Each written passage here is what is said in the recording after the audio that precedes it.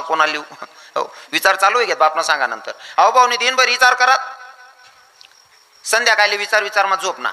जसा झोपना दाबावर पोरविदा काय गे लगीन बी होई गेन त्याला पोऱ्या बी होई गे सपन मा विचार माच बाई त्या कोपराले मध मा पोरे. अहो भाऊ आता ना कोपराले बाई सांगे ओ माय तो पोऱ्या ना हात दाबाय तर त्या सारखा ना. अहो भाऊ थोडा सरक ना हो तो पोऱ्या ना हात दाबाय सारखा ना. आपको थोड़ा सरक ना वो तो पूरी ना आता होता था सरका ना. हा इथला सरक ना दाबारते खाली पडना दोन्ही हात मोडले ना. आता मला सांगा हात मोडात त्या खरा पोऱ्यानी का खोटा पोऱ्यानी? असंच आपण खोट्याच्या नादात सत्यानाश करून घेतोय. विठ्ठल विठ्ठल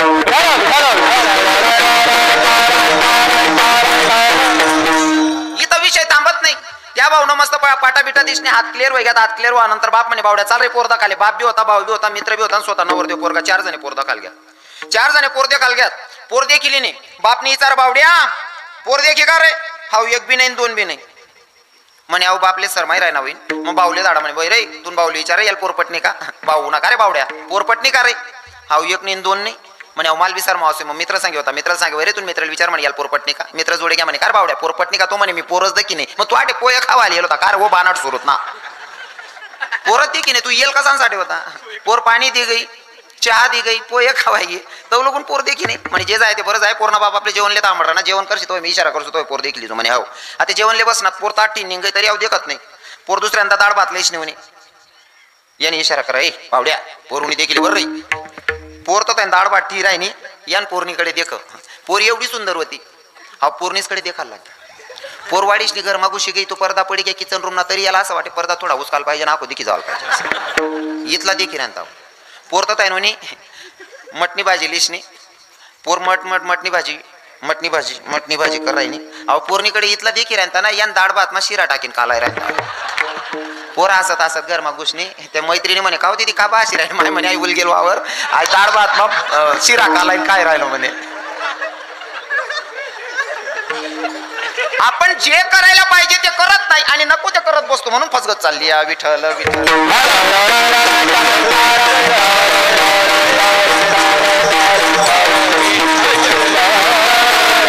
संतांनी सांगितलं नियमाचं पालन केलं तर भगवंताच्या नजदीक जातं माणूस. आणि संत सांगितल्याच्या नंतरच नजदीक जातो मगच भगवंताला आपलंसं करतो. कारण संत शिकवत असताना एवढं प्रेमाने शिकवतात ना की सहज पटतं. आणि कदाचित मी मोठा महात्मा नाहीये पण मला आहे ना साधं सोपं करून सांगायला आवडतं. ही शिकवण संतांची आहे. हो गाडगे बाबा कीर्तनातून काही श्लोक बोलायचे नाही. गाडगे बाबा काय मोठा ओव्या गायत नाही. गाडगे बाबा असं संवाद साधेत. भाऊ लोकांना सांगायचे दादा तुम्ही जेवण करून आलात का?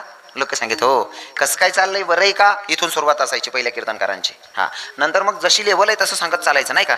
सुरुवात जर मी तर माझ्या कीर्तनातून मला तरुण भाऊ जोडायचे असतील तर मी त्यांच्या मते कीर्तन करतो का? जर ते कीर्तन त्याच ना मते वयनं तर ते आपले विचारतील. त्यातले जर पटणारे दुसरी धाव त्या सांगतील तुना परमार्थ तुना पान ठेवू तुना टाळ तुना पकवास अव तुले लक लागू मी घर चालू. पहिले जर तुम्हाला समाज जोडायचा असेल तर त्यांच्या मते करावं लागेल. जेव्हा त्यांना पटायला लागलं का मग आपले नियम सांगा. बरोबर आहे ना. जेव्हा त्यांचा आपल्या परमार्थावर देवावर प्रेम होईल तेव्हा त्यांना आपले नियम पटवा. तोपर्यंत दाखला पोऱ्या कोणता बापले असं वाटत गदड बनाना आवश्यक का कोणता बापले. पण पोऱ्याला केव्हा करता बट भाऊ पप्पा तू गोळा बन भो मी तून पाठवर बटचू भो कितला कथा केला ना गोळा बन ना जे आपले.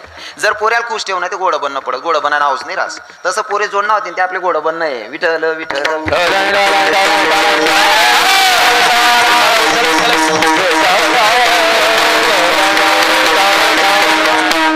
आणि संतांचं बोलणं गोड आहे. काही लोकांना कळल्याच्या नंतर जवळ जातात. जसं की किती गोड बोलतात सांगू का तुम्हाला. माझे माऊली ज्ञानोबा राय सांगतात 7 जणी मावाड मी तुले परी रसाड शब्द जैसे कल्लोड.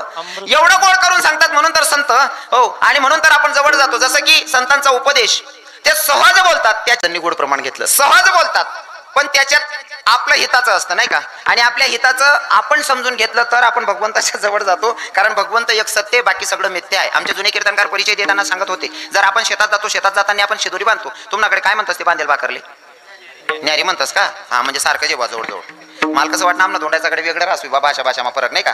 12 किलोमीटर 12 कोस अंतरवर भाषा पद्धत प्रथा चेंज होई जाते. तुम्हाकडली भाषा आमनाकडली भाषा मा बी फरक आहे थोडाफार जरी आहे राहिने तरी पण काही प्रथा पद्धतीस मा चेंजिंग रास बदल रास. तुम्हाकडली पद्धत वेगळी आमनाकडली पद्धत वेगळी म्हणशील मी विचारिलेस. कारण आमनाकडली पद्धत अशी माणसे मरेलो शिलगावतो तुम्हाकडे.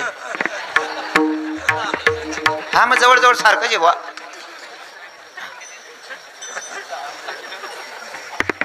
आपण जे करायला पाहिजे ते करत नाही. खोट्याच्या नादात लागलोय आपण. आपण भाकर बांधायचो ज्याला न्यारी म्हणतास तुम्ही न्यारी बांधा टाइमले भाकर किती बांधतास ताई एक भाकर, काही काही हा 1.5 जण त्यांना बजेट प्रमाणे राहतो. म्हणजे एखादा जर लागणे 1.5 ते 1.5, आता ते मन सारखा राहणार त्याला 2-2.5 बी बांधीने तरी चालेल. खास कमी पण मग सांगे लय जासू म्हणा काय. भाकर जरी 1 असेल किंवा 1.5 असेल किंवा 2 असेल, भाकरी एका, त्याच्यावर चटणी किती ठेवतास तुम्ही? 2.5 किलो. किती? 1 चम्मच किंवा 1.5 चम्मच, 2 चम्मच, बरोबर आहे ना. भाई याच्यातून आपल्याला काय घ्यायचं माहितीये का? जसं भाकरी बांधतात ना, भाकरी बांधत असताना 1 भाकर असते आणि चटणी फक्त 1 चम्मच भर असते. तसंच परमार्थ करत असताना, जीवन जगत असताना परमार्थ हा भाकरी सारखा झाला पाहिजे आणि चटणी इतकाच आपण संसार केला पाहिजे, म्हणजे झालो सक्सेस समजायचं. हो, नुसता फटाकडा पुन्हा तरी दकीर आहे ना. कारभावन फटाकडा नाही फुटत तुम्हाकडे. नवीन नवीनच चित्र बी दकाल भेटत. विठ्ठल विठ्ठल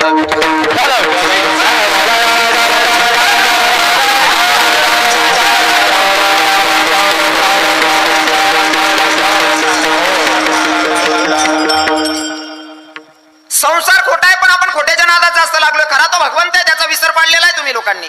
माझ्या सकट सगळ्यांना सांगायलो आपण देवाचा विसर पडलाय. खरं तर खोट्याच्या नादात तुम्हाला सांगितलं की आपण पोरगा झालेला नाही तरी सुद्धा तो हात मोठा कस, बरोबर आहे ना. जर का नसलेला मुलगा हात मोडत असेल तर वयलवालाच ना काय होईल. हा, इथंही सांगेल भागवतामध्ये सुरुवातीला आहे ना गोकर्ण उपव्याख्यान येतं. बाबा तुम्हाला तर माहिती असेल महाराज मंडळींना, इथं सगळे वारकरी आहेत त्यांना माहिती असेल, पण तरी मला मोठा भाऊ मला सांगावं वाटतंय. हो, बऱ्याच लांबून लांबून लोक आलेत राव कीर्तनाला. हो, माझ्या देऊरवरनं माझे लाडके जीवा भावाचे असणारे आमचे मोठा भाऊ पण आलेले आहेत. बरेच लोक आलेले आहेत आमचे. हळूहळू सांगसू धीरे धीरे. मला गणच जणी सांगितलेलं मध 10 मिनिटं व काय येईल मला म्हणे महाराज तुम्ही बोला मत की जशा चहा पाणी होई 10 मिनिटं तुम्ही आराम कर जात म्हणे, मग नंतर आको सुरू कर जात म्हणे. असं तुमले नाही समजलं, जोडे जास्त ऐकेले त्याला समजू घे. खोटा मुलगा जर का आपला हातपाय मोडत असेल तर खऱ्याची परिस्थिती काय असेल. पण आपण आहे ना खोट्याच्या नादातच जास्त फसलोय. आत्मदेव नावाचे ब्राह्मण होते, भूदेवा माऊली बाबा. आत्मदेव नावाचे ब्राह्मण आहे. ब्राह्मणाच्या पोटी संतती नाही, या दारात झाडे झाडाला फळ लागत नाही, गोट्यात गाई गायला वासरू होत नाही. ब्राह्मणाला वाटलं की मी एवढा अभागी आहे का, माझ्या पोटी संतती नाही, दारात झाडाला फळ लागत नाही, गोट्यात गाई गायला वासरू होत नाही. अरण्यात गेल्याच्या नंतर बस मला देह त्यागायचा, जीवच ठेवायचा आणि आत्महत्या करून मारायचं म्हणून आता एकांतमध्ये रडत होते. रडत असताना एक साधू महात्मा प्रदक्षिणा करत असताना लक्ष गेलं एवढ्या अरण्यामध्ये रडणारं कोण असेल असं बघतायत. म्हणलं एवढ्या अरण्यामध्ये रडतंय कोण, तर जवळ येऊन बघताय तर आत्मदेव नावाचे ब्राह्मण रडत होते. रडणाऱ्या ब्राह्मणाजवळ आले साधू महात्मा. बाबा रडण्याचं काय कारण आहे सांगितलं. म्हणले माझ्या पोटी संतती नाही, दारात झाडे झाडाला फळ नाही, गोट्यात गाई गायला वासरू होत नाही. तुम्हाला मुलगा नाही म्हणून रडताय का? म्हणे हो. तुमले पोरगाने त्यावर रडणार म्हणे ब्राह्मण दादा म्हणे. तुमले पोरगाने त्यावर रडणार म्हणे. अहो ज्याले 4-4 पोरे त्या बी रडायनात म्हणे. तुमले समज नाही म्हणून म्हणणं. हा, केला इशारा जाता जाता. तुम्हाला मुलगा नाही म्हणून तुम्ही रडताय. ज्यांना 3-3, 4-4 मुलं आहेत ते पण रडतायत. मग नको त्याच्या नादात लागलोय ना आपण. जर का आपण त्यांच्या नादी लागलो नसतो, सुरुवातीपासूनच जर भगवंताला आपुलसं केलं असतं तर खोट्या संसारात नादात फसले नसतात. संसार करू नका असं आमचे संत सांगत नाही. संसारी असावे असोनी नसावे, नाही का. संसार करू नका असं सांगत नाही, पण किती करावं त्याला लिमिट ठेवायचे. परमार्थ किती करावं त्याला लिमिट ठेवायचे आणि जितका वेळ देता येईल तितका वेळ आपण परमार्थामध्ये घातला पाहिजे, असं आपल्या संतांची शिकवण आहे. मग आता झाले 10:30. तुमचा कीर्तनाचा टायमिंग होता 8:30. टायमिंग पूर्ण झालेला आहे. 2-5 मिनिटं मी लेट झालेला आहे ते माझ्या लक्षात आहे. ते पण तुमचे 2-5 मिनिटं भरून काढेल, पण तुमचा ठरलेला टाइम पूर्ण झालेला आहे. काय करू, 5-10 मिनिटं बोलू का म्हणा, कागदपत्र जमा करू, बोलू का? असं आहे का सरपंच साहेब? हा दादासाहेब बोलू का पटास निश्चय आहे का बोलू? असं आहे का? पण म्हणणं असं आहे नरू बाबा. हा बोलसो ना मग. पण म्हणणं असं शे तुम्ही बसेल पटा शेतकरी शेत ना. जर तुम्हाला कांदा उपडा नशेत, कांदा खांडा नशेत बा, संध्याकाळी होई गी आणि थोडाफार वावर राहायचं आले, मजूरले काय सांगता तुम्ही? दखा बा तुम नाही विचार माते मी काय सांगा.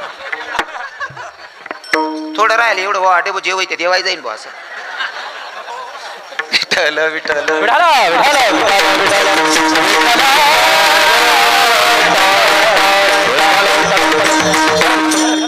खरं तर ज्या भगवंताला शरण जायचंय ना, कोणत्या देवाला सांगितलंय? आमच्या हरिपाठामध्ये पण सांगतात ना, रामकृष्ण हरी विठ्ठल केशव मंत्र हा जपावा सर्व काळ. हो, तिघही देव एकच आहेत. इथं तर प्रभू रामचंद्रांचं मंदिर आहे. कितवं वर्ष हो बाबा हे मंदिर बांधायला? किती वर्ष झाले? 10वं वर्ष आहे. वा वा, किती देव बसवायला 10 वर्ष पूर्ण झाले. क्या बात आहे. बढिया बाई. 10 वर्ष झाले प्रभू रामचंद्र विराजमान आहेत तुमच्या गावामध्ये. तसं तर आपल्या हिंदूंसोबत एवढा न्याय झालेला आहे, मग तो न्याय करणाऱ्यांचं नाव घ्यायला पण चालणार नाही. हिंदू लोकांवर असा न्याय झालेला आहे की जिथं आपल्या भगवंताची जन्मभूमी होती तिथंच भगवंताला जागा नव्हती. पण आता अशी परिस्थिती झाली की आपला भगवंत त्याच्या जन्मभूमीवर विराजमान झालेला आहे. हो, तसं तुम्ही 10 वर्षापासून भगवंताला तुमच्या गावात आणून बसवलंय. तुम्ही भाग्यवान लोक आहात, भाग्यवान, नशीबवान. सगळ्या गोष्टी तुमच्याकडे आहेत. काय भागवान तरी बी नाही रे. हा अरे काय फुकट दमी राहणार रे. अरे बोला ना असं की आपला बोलायला काहीतरी फायदा व्हायला पाहिजे. अरे बोला ना सुद्धा वजन मारे एक कानले होतोय बोल तुम्ही फुकट दमी राहणार येडा. शिकणार म्हणा पण काहीतरी ठल विठल.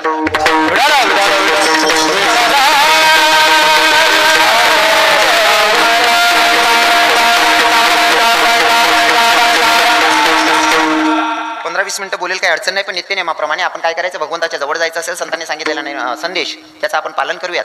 ते म्हणजे जे माझ्या तुकोबारांनी देवावर प्रेम दाखवलं देहूमध्ये, जे प्रेम माझ्या माऊली ज्ञानोबारांनी आळंदीमध्ये दाखवलं, नाही सर्व संतांनी जे प्रेम जे भजन देवासाठी गायलं तेच भजन आता तुम्हाला इथं गायचंय. हाताने टाळी मुखाने